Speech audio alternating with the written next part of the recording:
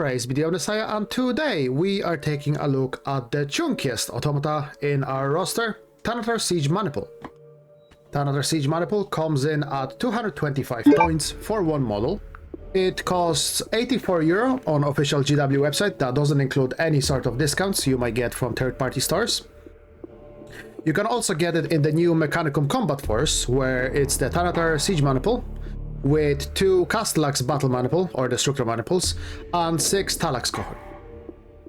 Now, Thanatar Siege Maniple is Movement 6, Weapon Skill 3, Ballistic Skill 4, Strength 8, Toughness 8, 10 Wounds, Initiative 3, 3 Attacks, Leadership 7, Cool of 12, Willpower of 4, Intelligence of 4.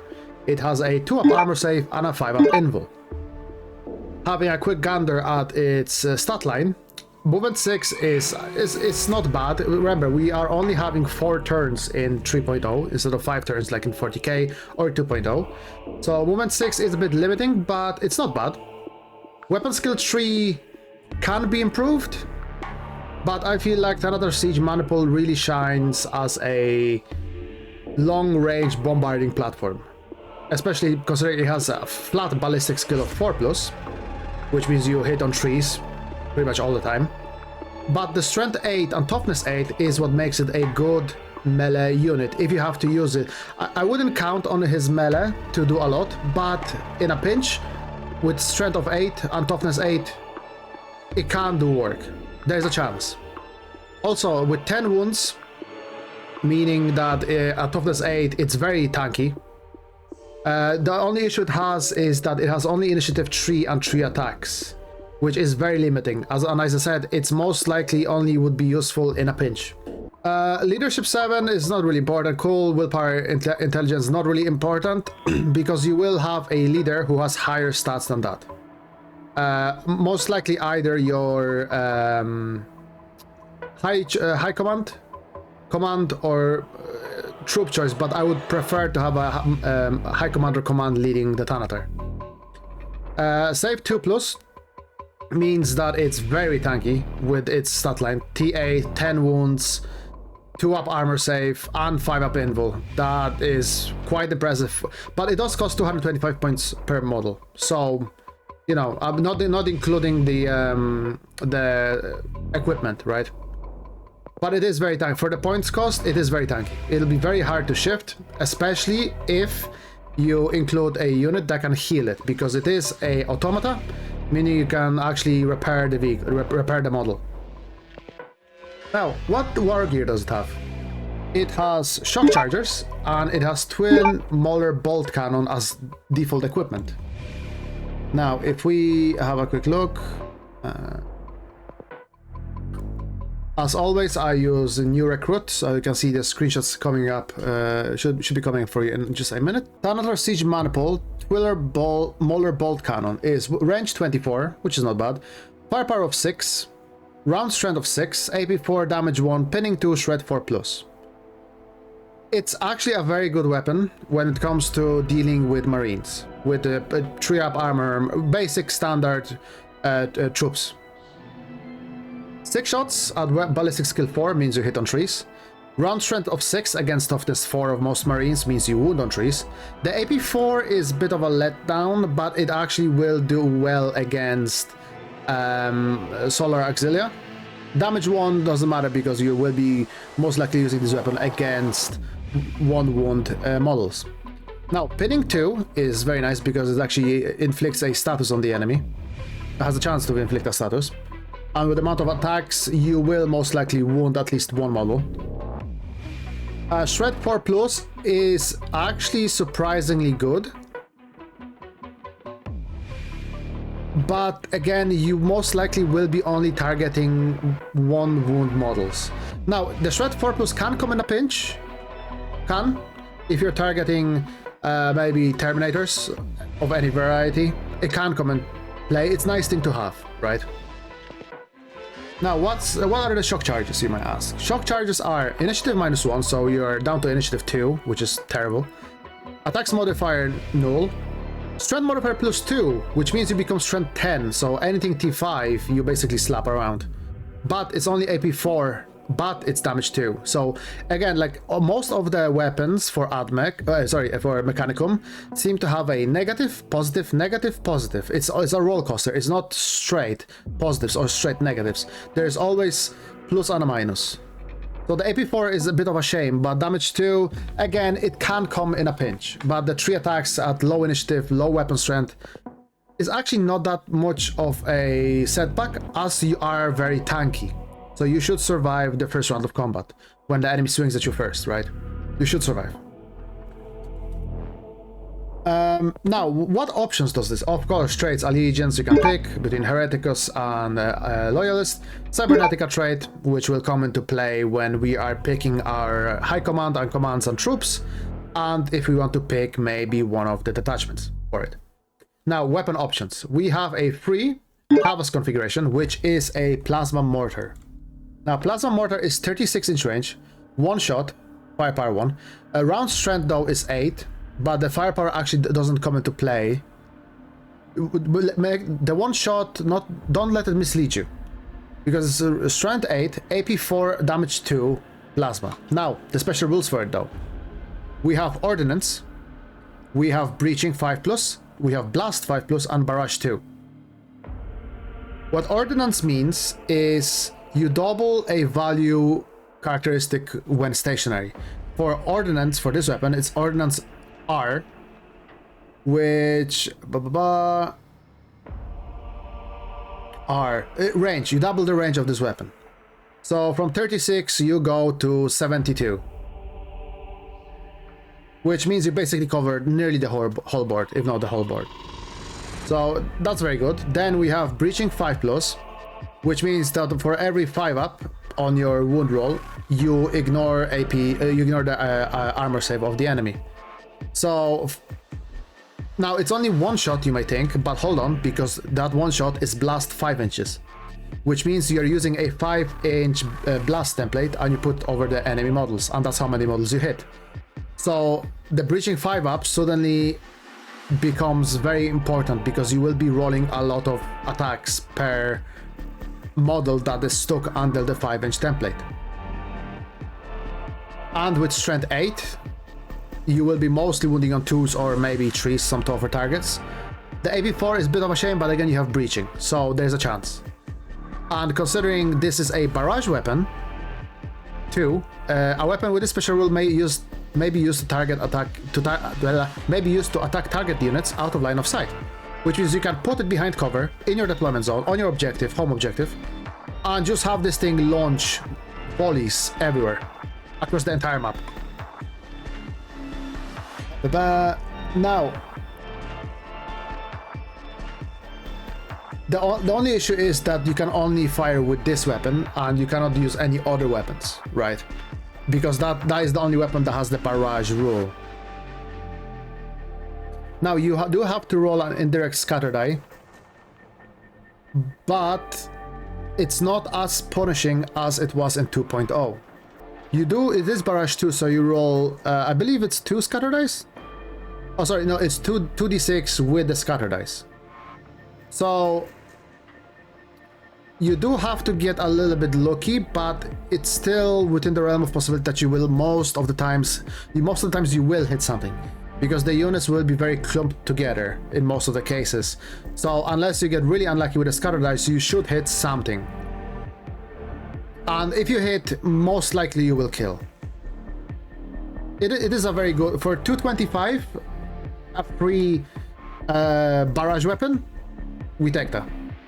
But for 20 points, you can get a Calyx configurations, which means you get Solex Heavy Lass and Graviton Ram. Now, what is Solex Heavy Lass? It's range 48, firepower of 2, round strength of 10, AP2, damage 2.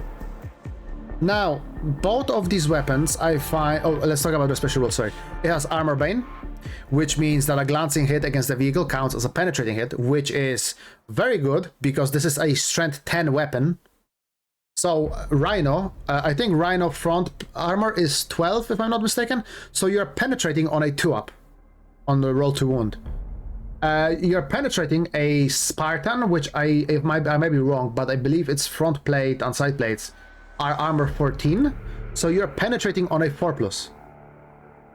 Now, it has ordnance, so you double the damage in this case for this weapon.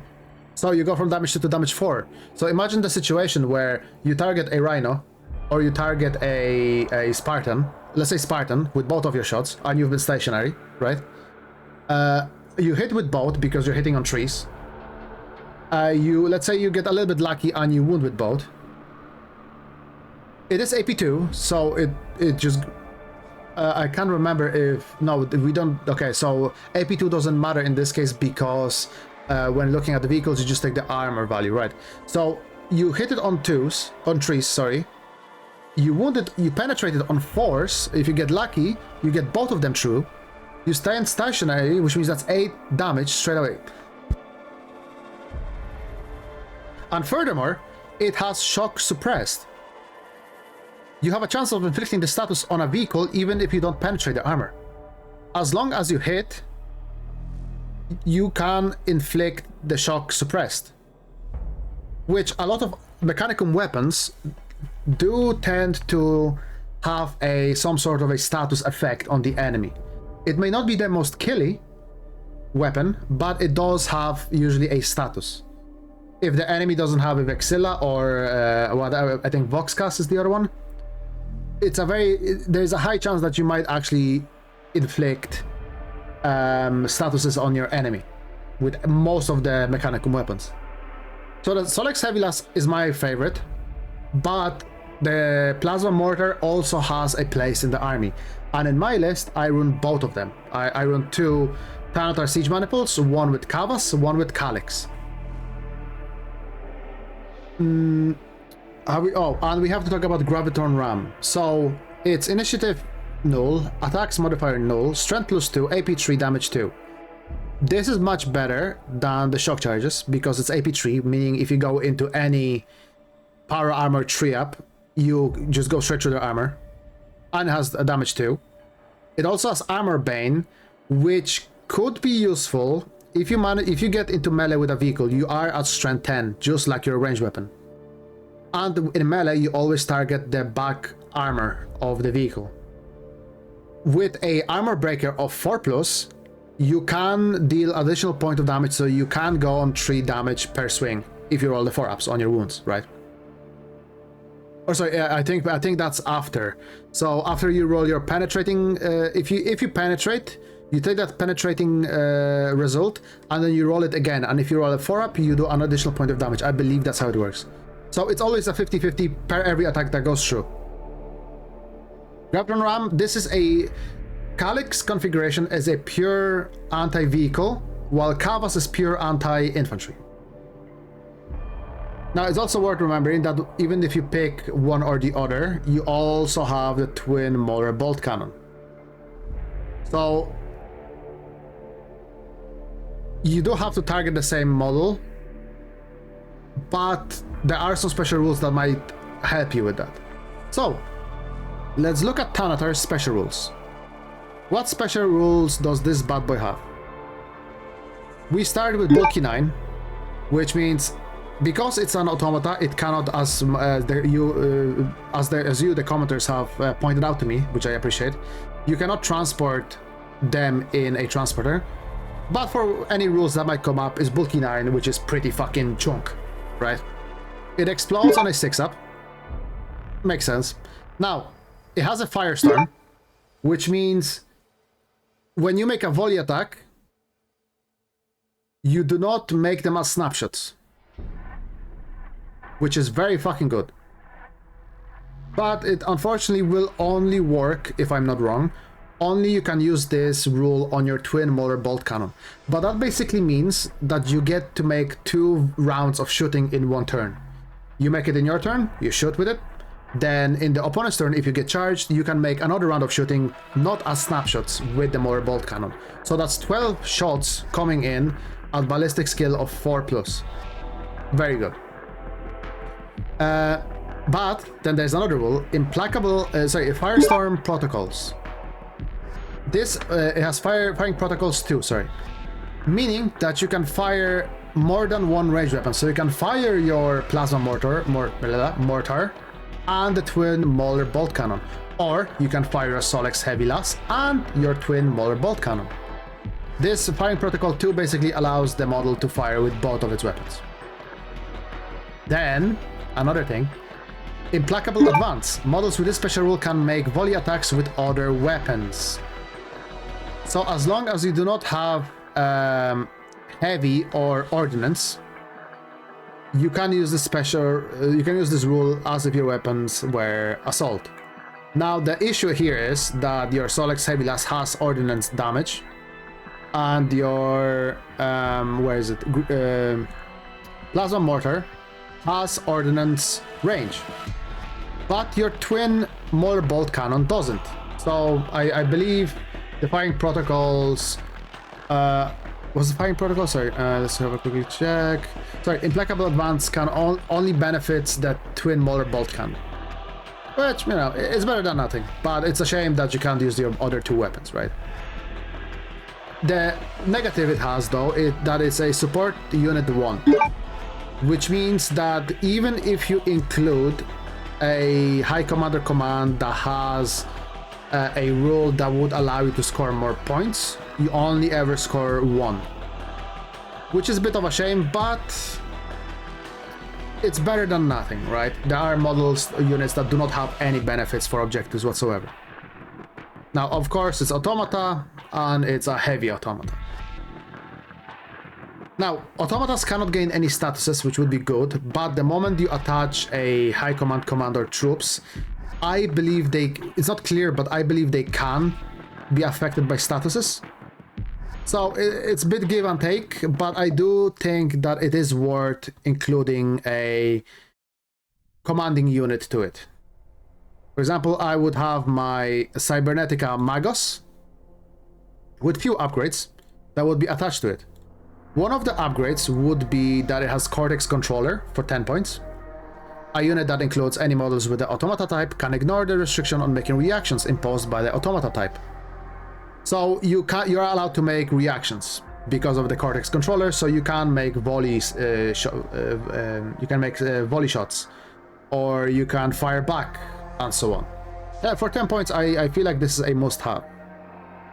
Now, there are few other cool little Wargear upgrades that you could give your leading unit.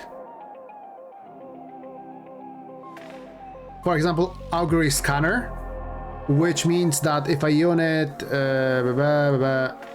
shrouded damage mitigation rolls cannot be made against those hits, which could be useful.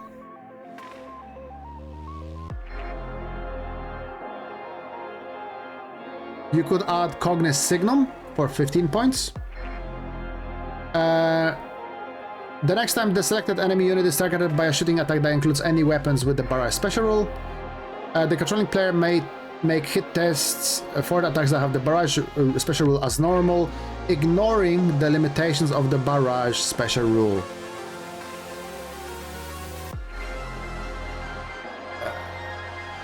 And that includes if you are without the line of sight.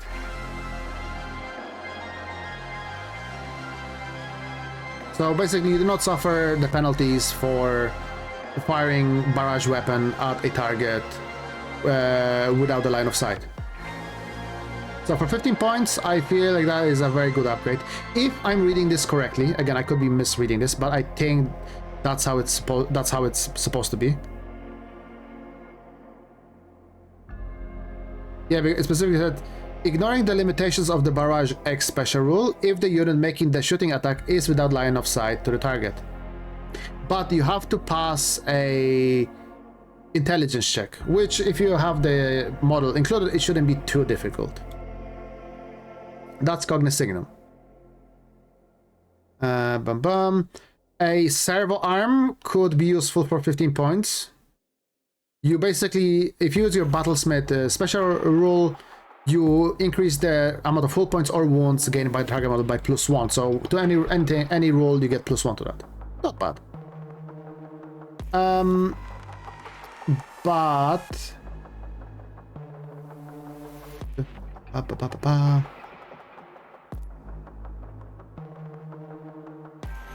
you can have Machinator Array for 20 points, which means you can use Battlesmith twice on one model. Or they're two different models or the same model.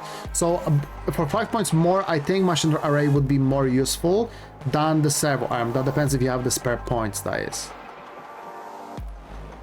But that's what I would be considering running with the Thanatar Siege Maniple and a leading unit. But now let's have a look at a special detachment for Cybernetica, which we have looked before. Command Maniple Apex Detachment.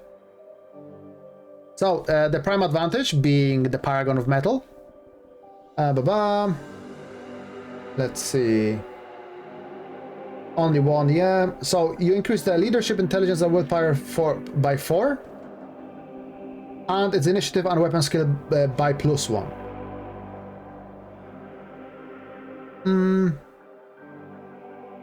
Which, if you feel like you want to make use of the Thanatar's,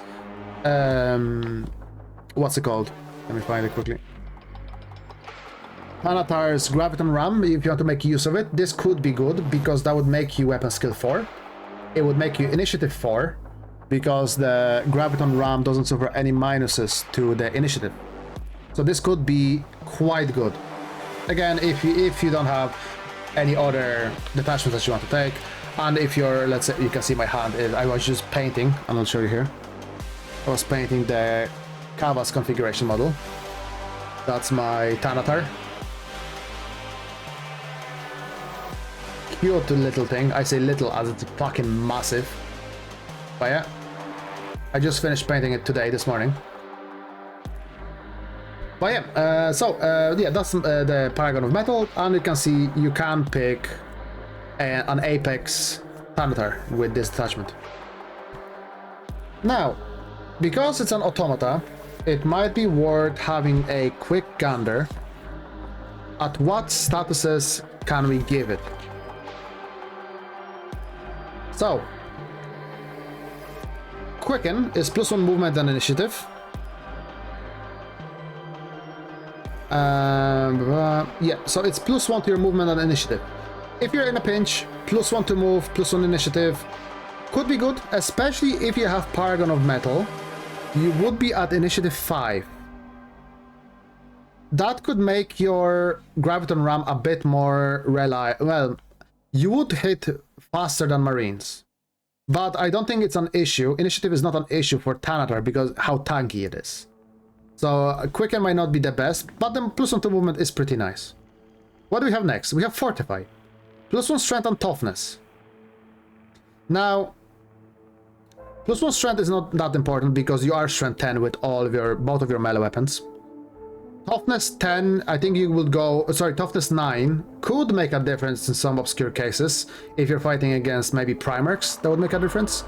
But other than that, I feel like Guide would be the best one. Either Quicken or Guide, because the +1 movement is actually nice on a 6-inch movement of a model. But Guide gives you +1 ballistic skill and +1 weapon skill. So let's say you have a Paragon of Metal on your Thanatar. You have the Calyx configuration with Graviton Ram and Solex Heavylas. And you end up in a melee with an enemy unit. And you have a Guide on yourself. You are suddenly initiative 4, weapon skill 4, at strength 10 with 3 attacks. Again, it's only 3 attacks, so I feel like Thanatar should go into vehicles or into 5-man bricks, like 5-man Terminators. Crimson Paladins or whatever special Terminators the Legions might have, right? But that would also be as a last resort, but there are ways to make its melee better. Now, that would be it for the Cybernetic statuses, but we do have some special ones. Well, I mean, I shouldn't say special ones. These are just how you can invoke the rite. So, these are the standard ones. Don't think we've looked at it yet. But for my command squad, which I'll have here, I do have... Where is it? I have overcharged reactors. There we go. Difficulty 2, range 12. Range doesn't matter because you are running with the unit. You cannot be locked in combat, and you can only use it on automata units, or walker or vehicle. Difficulty 2 means you minus then difficulty number, so 2 in that case, from the intelligence. So when you do the roll with, let's say, Magos of intelligence 9, you go down to intelligence 7. And you have to roll under the... I think it's under or equal to the number. So it's still above 50-50. So it should still be somewhat reliable, but you know, the increased difficulty means it's more difficult to pull off. And what happens when you do this?